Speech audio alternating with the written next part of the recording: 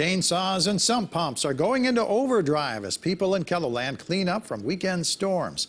This morning, we're surveying the damage in Lincoln County. Plus, Whitewall Sessions is making music once again. We'll tell you about its encore in the studio after a long silence during the pandemic. Good morning. This is Keloland on the Go with all you need to know in news and weather as you start your Sunday. We also have your Boredom Busters coming up, but first, our top story.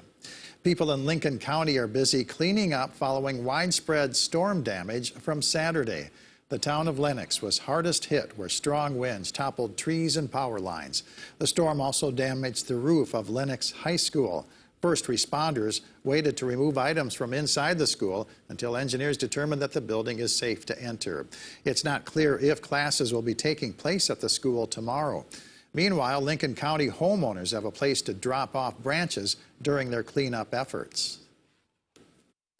We have a site south of Lennox on 17 where we can dump trees now on its Gene Cooper property is what it's called.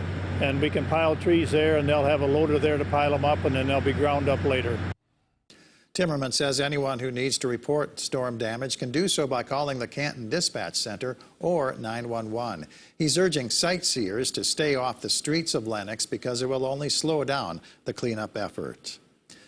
Saturday's night storm brought plenty of rain and lightning to Sioux Falls. This is video from the southeast part of the city shot around 10 o'clock last night. The heavy rain flooded city streets and stalled dozens of cars. At least a couple of people had to be rescued after being stranded in the street. Sioux Falls police say drivers need to be extremely cautious when approaching any standing water that may remain on roads. There were reports of a stretch of Highway 11 south of Sioux Falls that was still submerged earlier this morning. Well, motorcyclists enjoyed a ride through Sioux Falls for a good cause before the rain hit on Saturday. The bikers embarked on their ride in the sunshine from J&L Harley-Davidson as part of the Emily's Hope Poker Run and Classic Car Show. Keloland's Angela Kennecke started Emily's Hope in honor of her late daughter, Emily. The organization works to spread awareness about addiction and help offset the cost of treatment. Angela says they've now helped 100 people since starting the nonprofit in 2018. Let's get our first look at the forecast now with meteorologist Adam Britt in the Storm Center. Good morning, Adam. Good morning, Perry, and good morning, everybody. Yesterday was a rather frantic day in the Weather Center, both in terms of severe weather in the morning to the northeast and in the evening to the southeast. But now everybody gets in on a nice break, and we can dry out from last night's very heavy rain in Sioux Falls. That being said, the Big Sioux River is still running high as we have runners going through Falls Park this morning. 61, a westerly breeze at 7 miles per hour. And the Big Sioux River is going to be running rather elevated as we head through the day with water slowly receding. This is just a sampling of some of the storm reports we had over the last 24 hours to the north and east, where we had upward of tennis to baseball-sized hail. Not to mention, we also had a lot of wind and even a tornado warning in Grant County toward Millbank.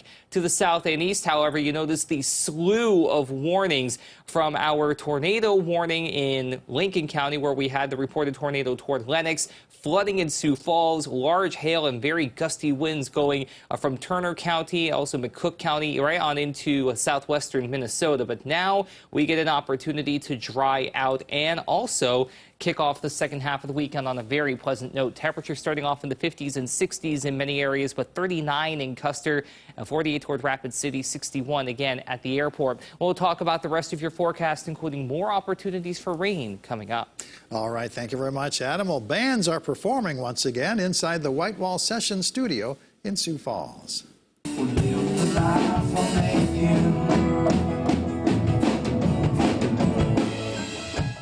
It marks quite a musical comeback for the popular show that airs weekends here on Keloland TV.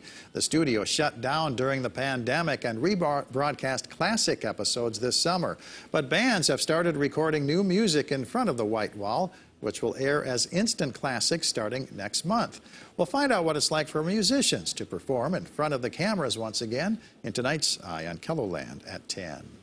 Jam Against Hunger is a free all-ages concert at Terrace Park in Sioux Falls. The music starts at 1 o'clock this afternoon, and your donation of a non-perishable food item will go to Feeding South Dakota. Tommy Binford is the featured performer at Sangria Sunday at Strawbale Winery near Renner. Gates open at noon. The music starts at 1. Admission is $5 a person or $10 a carload. Wild Prairie Winery near Brandon is hosting Sunday in the Vineyard. Enjoy an afternoon of wine, beer, and music by Amy Ellsworth from 2 to 5. The Montrose Music Festival wraps up today along the banks of the Vermilion River. The festival is highlighted by free performances from musicians and vendors displaying their works of art. The Steam Threshing Jamboree at Historic Prairie Village in Madison, South Dakota includes a community church service, a flea market, train rides, threshing demonstrations, a tractor pull, plus car and giant machinery parades. Admission is $12, $2 for children, free for ages 5 and under. Films playing at the Historic State Theater in downtown Sioux Falls include Casablanca, rated PG, Whiplash, and National Lampoon's Vacation, both rated R. And enjoy a night of racing at Houston Speedway in Brandon. The gates open at 4:30, hot laps are at 6:30, the races start at 7:30. Tickets are $18, $10 for students, and free for children 12 and under. Adam?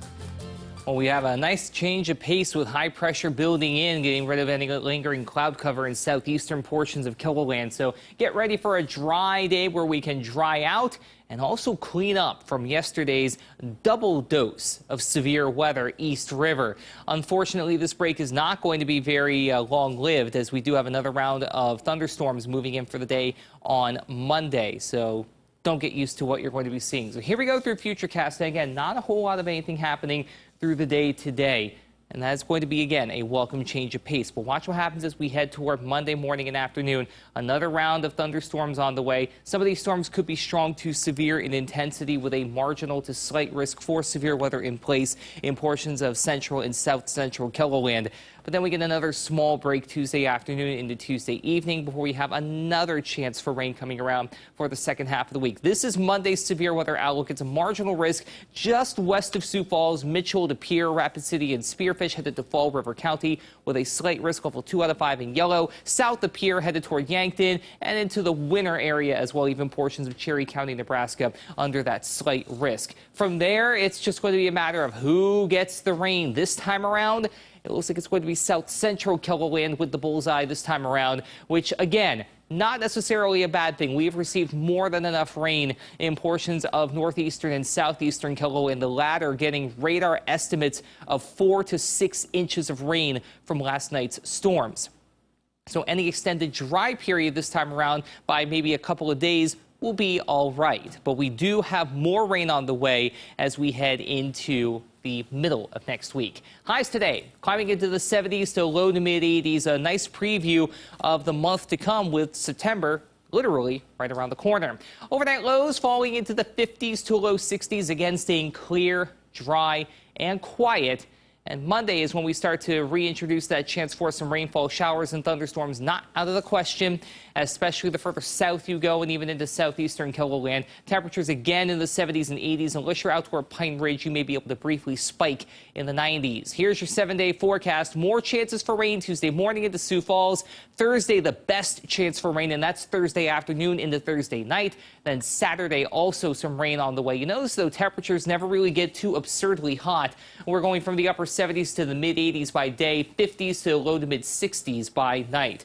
Have a great day, everybody. For more on your local news, weather, and sports, you can always head on over to KELOLAND.com.